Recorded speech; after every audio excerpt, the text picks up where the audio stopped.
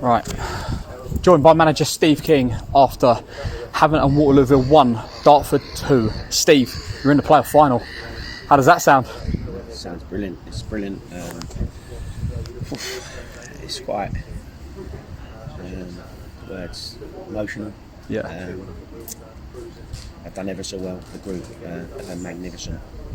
I think since we've come through the door to do what they've done as a group, and you know we've had to change sides. We've changed it. I changed it at half time. The boys that have come off have supported us all. Disappointed to come off, but they've supported up there. They've been shouting, they've been hugging at the end. It's a real team effort, whether they've started, not started.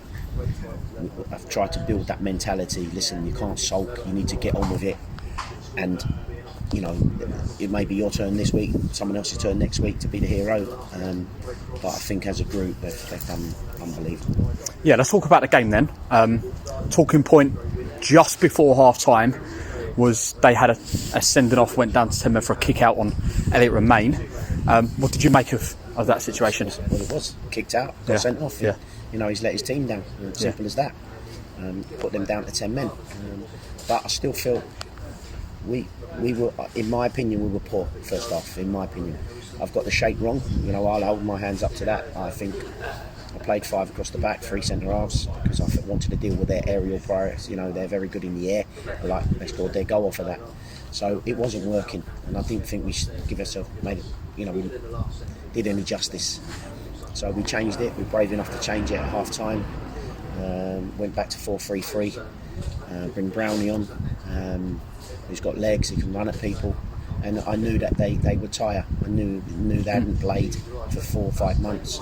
They were going up the hill second half. The pitch was getting heavier and heavier, and I knew bringing on the fresh legs with Heidi in that and Luke Bonadeo, I knew it would start to stretch the game.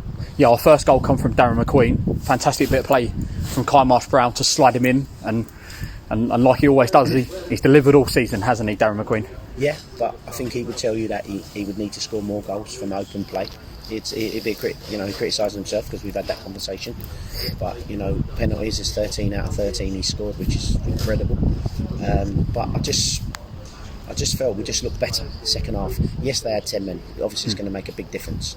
But we used the ball a little bit better until we got into the final third, and we could have run out 3 or 4-1 winners. I felt with the chances we had if it was the right ball, etc., etc. But they were always in the game. They were always a threat.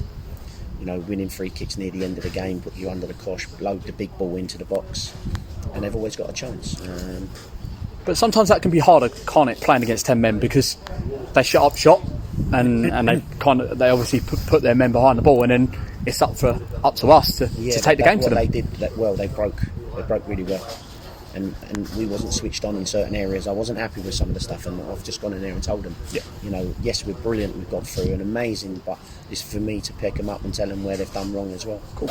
And I think they could have made the game a little bit more easier for ourselves if the right pass was made at the end, and it could have took the pressure off the back four, because they've defended brilliantly today.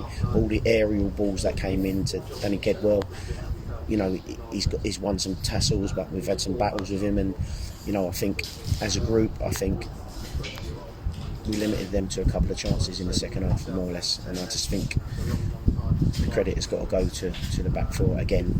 Credit to them last week as well. And we ain't quite clicking in front of them at the moment.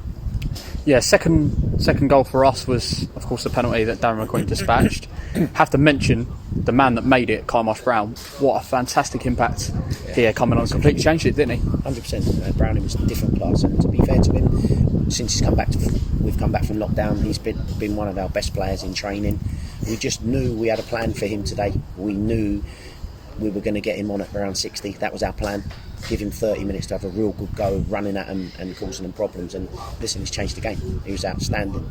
Brownie needs to get more air in his lungs. He can only go for 60 minutes at the moment. We just had that conversation, and he's like, you're right, he was knackered at the end, and that was playing 30 minutes, 35, 40, whatever it was.